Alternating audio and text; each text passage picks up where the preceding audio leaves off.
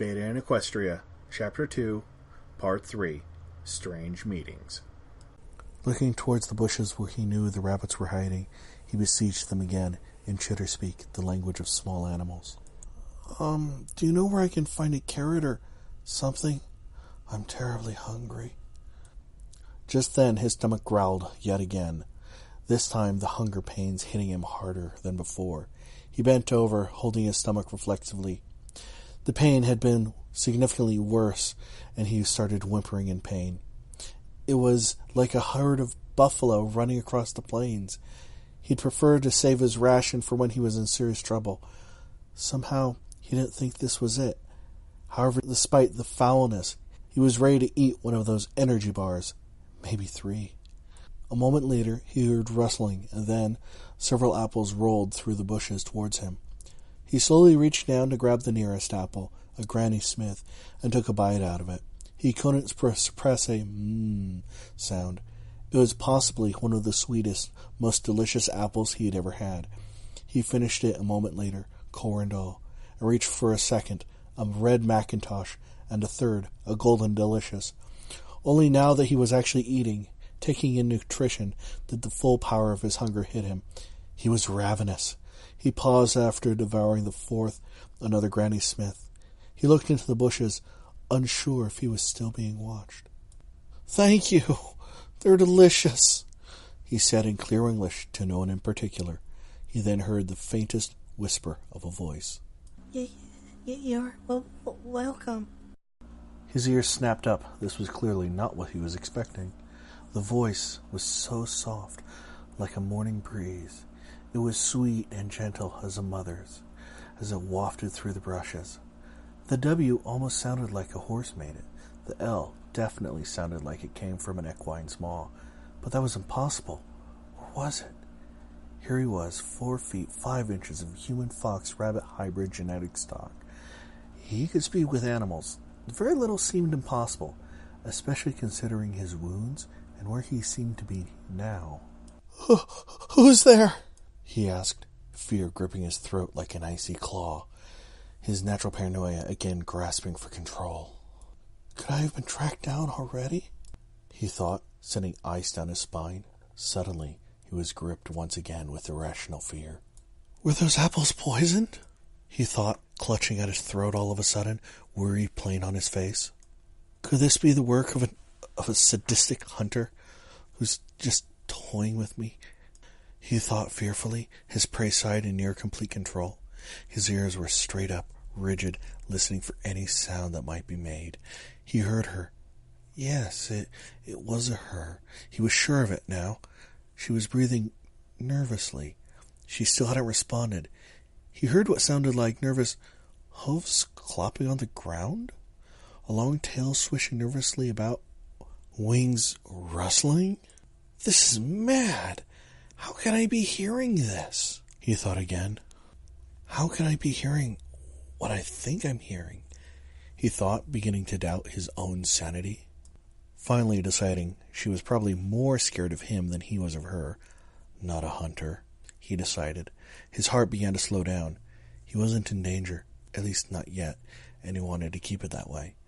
Raising his pitch and lowering his volume, making it warm and friendly and soft, he tried to speak to her, as he had no desire to scare off his benefactor. He was truly grateful for the apples, and possibly more. Whoever you are, thank you. I'm okay. I don't bite. Honest. Okay, that was a flat-out lie. Well, he didn't bite his friends, at least. Can you please tell me? Where am I? He let some very real desperation creep into his voice on the last question because, well, he was desperate. He knew that he may have been asking too much. She seemed to be the really skittish type. He could hear her nervous breathing and clopping and wing rustling increasing. He knew asking her name would be pushing his luck, and she'd ask his in return. He wasn't even sure what his name was anymore. Father called him son. That bastard called it, or that thing. Subject 2, the scientists. Equestria, He heard it in the softest of voices. This time her voice was softer than a breeze caused by a bee. Even his large ears strained to hear the answer. The E and the A definitely sounded like a horse could have made them. What's going on here? Equestria? He thought. Thank you. I'm lost, he conceded. A bit of hopelessness entered his voice involuntarily. He was lost and scared. Thank you again so much for the apples. They're the most delicious I have ever tasted, he said heartfully. They were the best he'd had. Of course, what he'd had at the lab was usually leftovers or protein supplements, aka dog food. They didn't starve him and his team by any stretch. They just weren't well fed. I truly have never had anything so delicious in my life, he finished. Maybe he was laying it on a bit thick, but he truly was grateful. He is being completely sincere, she thought. She had heard his words and felt his feelings. She knew he was alone and scared. Somehow, he also was able to talk to the bunnies and squirrels, like she could. How? She wondered. He was described so strangely to her.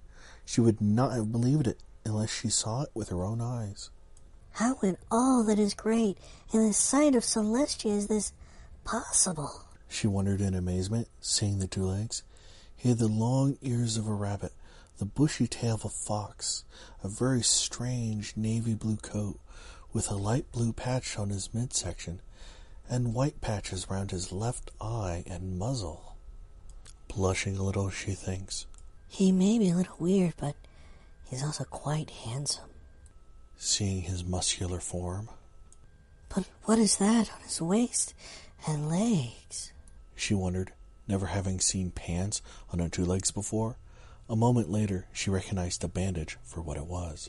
He's wounded, and some pony bandaged up his wounds, she realized quickly. Oh, if only I was brave. She belied while clapping in a nervous circle several times. Wait, I know who is, she thought. An idea immediately coming to her. She needed help, and she knew exactly the pony who could help her. She unfurled her wings, stretching them, lifting them up, and with a great flap she began to lift herself up off the ground.